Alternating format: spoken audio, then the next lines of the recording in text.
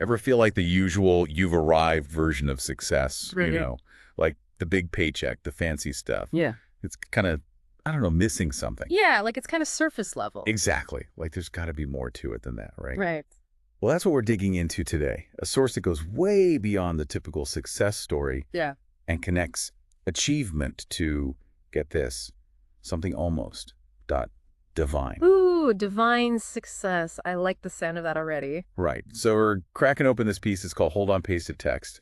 And I'm not going to lie, it's a thinker. Dense. Yeah, a little bit. But trust me, it gets really interesting. It kind of weaves together philosophy, practical advice, and it all comes back to this core idea of fair adaptation being the real key to, well, unlocking your best self. Okay, so unpack that. Fair adaptation. What does that even mean in this context? So it's not about like everyone being the same or everyone getting the same results. Okay, good, because that'd be a boring world. Totally. Yeah. But it is here about figuring out what helps you thrive as an individual. Yeah, Right? I like where this is going.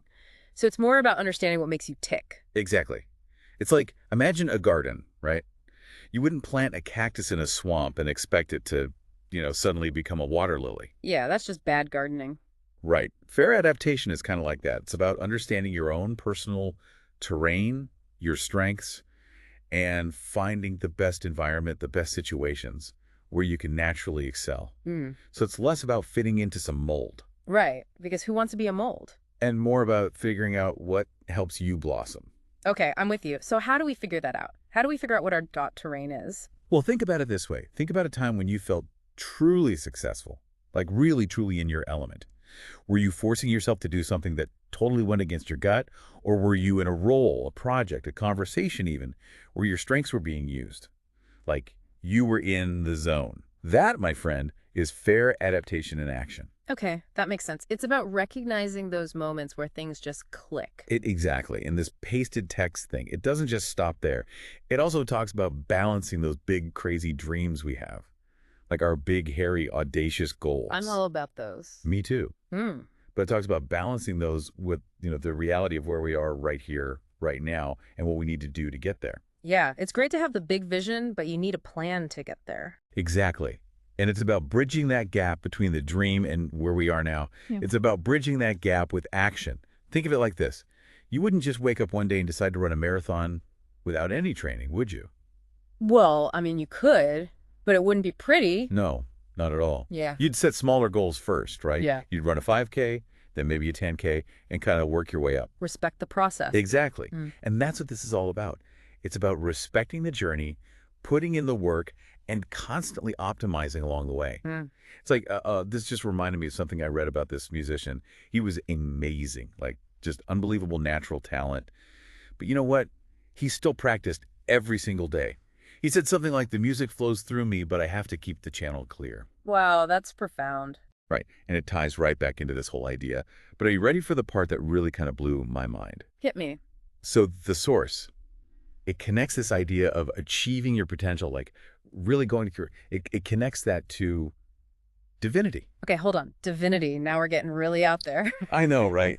But stay with me, okay? Because the source draws this fascinating parallel between like scientific breakthroughs and spiritual understanding.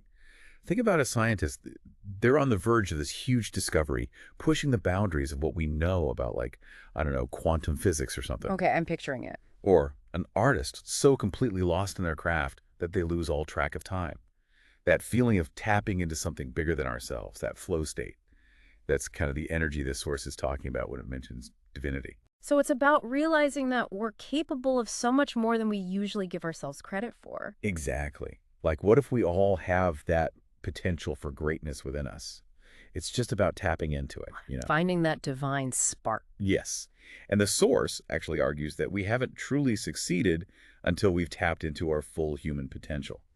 And that includes the practical stuff, the day-to-day grind, this maybe a little bit spiritual side. It's about becoming the best, most well-rounded versions of ourselves. Exactly. So where does this all leave us? What's the takeaway for someone listening right now wanting to unlock their own version of success? Well, I think this deep dive really challenges us to rethink our definition of success.